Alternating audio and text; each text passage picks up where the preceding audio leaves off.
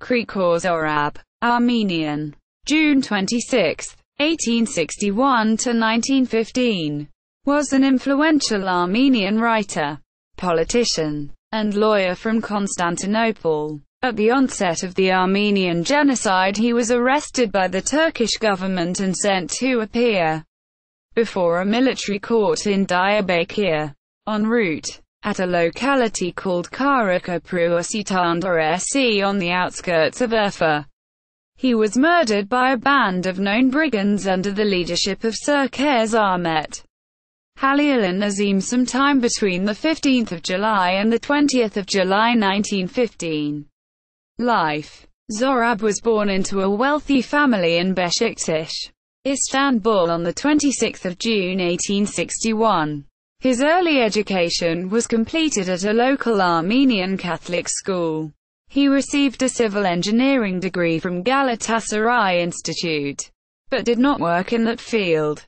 Instead, he enrolled in a newly opened law school, the Imperial University of Jurisprudence, and received his law degree in 1882. He was a revered lawyer in the courts of the Ottoman Empire. He became a professor at their university, teaching law. At the age of 27, he married Clara Yazekyan, and fathered 2 daughters and 2 sons. One of the daughters, Dolores Zohrab Liebman, eventually became an American philanthropist. Krikor Zohrab defended successfully many Armenians charged with a variety of political and criminal offenses between 1895 to 96. As a result of his defense of a Bulgarian revolutionary in the course of which he accused a Turkish official of torture, he was disbarred and forced to live abroad. In 1908, following the revolution of the Young Turks, he became a member of parliament in the Ottoman Council, and also served his community as an Armenian councillor. Personality and lifestyle. Zohrab was a great intellectual that lived a very busy life. He had to balance his professional life with his personal life. He had a rich personality along with a generous heart. He loved life and its pleasures. Although he usually was open to progressive ideas, he was steadfastly conservative to women's role in society. He believed that women should keep their traditional roles and not venture further political activity. Ever since he was a teenager, Zohrab showed great interest in national work and contributed heavily to his community. At the age of 30, he was chosen to be part of the National Council of Constantinople and served on the council until his death. He was one of the very first victims of Turkish genocide. From 1908 onwards, Zohrab was a member of parliament and known for his eloquent speeches.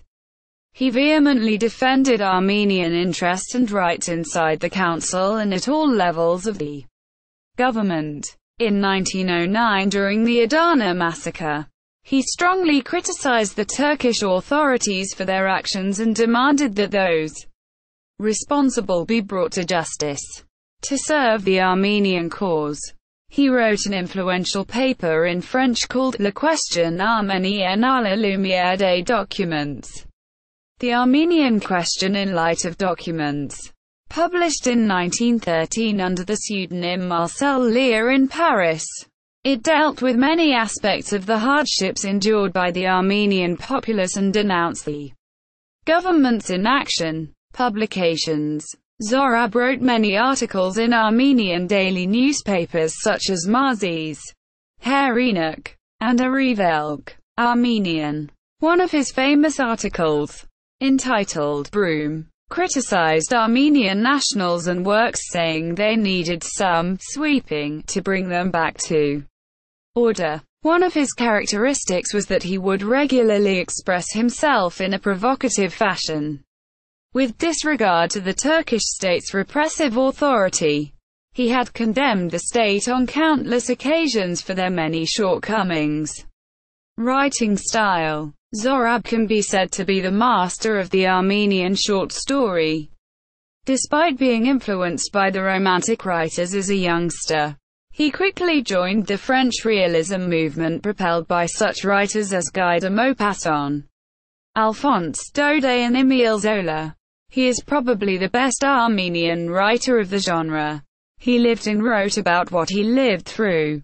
He said that writing was an exhilarating activity into which he could delve himself and forget the pains of everyday life. He had a very sharp eye for human characteristics, both physical and psychological. Descriptions of the human persona were one of his stronger points.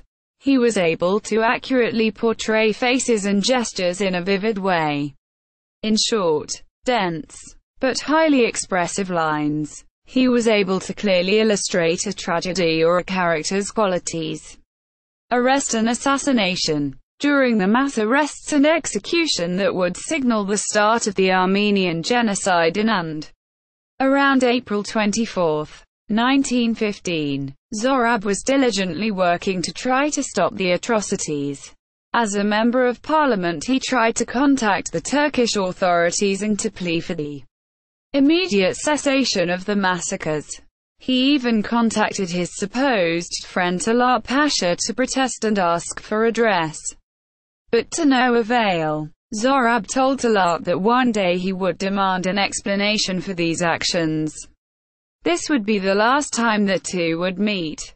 Some in his immediate circle strongly encouraged him to leave the country, but he refused. The following day, on May 21, 1915, Zohrab was arrested by the Turks, together with another deputy to the Ottoman Parliament, ordered to appear before a court-martial in Diyarbakır.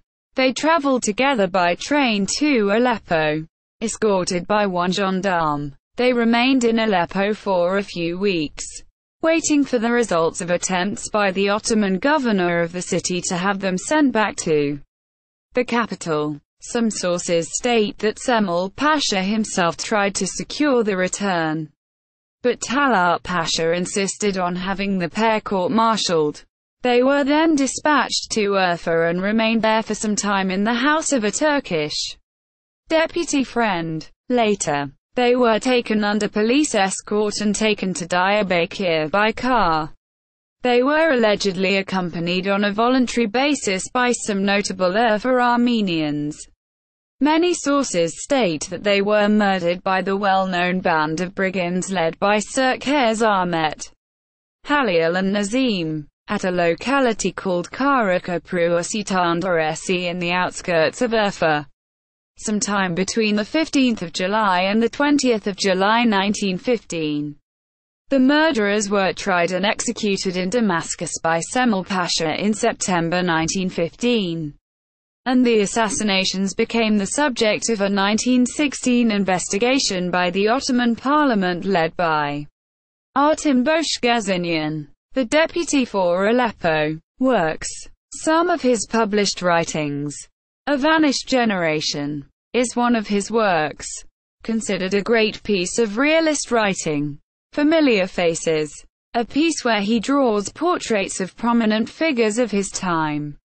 From the Journeyman's Diary, a book about European travels and the impressions they left on him. See also, Armenian Genocide, deportation of Armenian intellectuals on the 24th of April 1915. Short biography.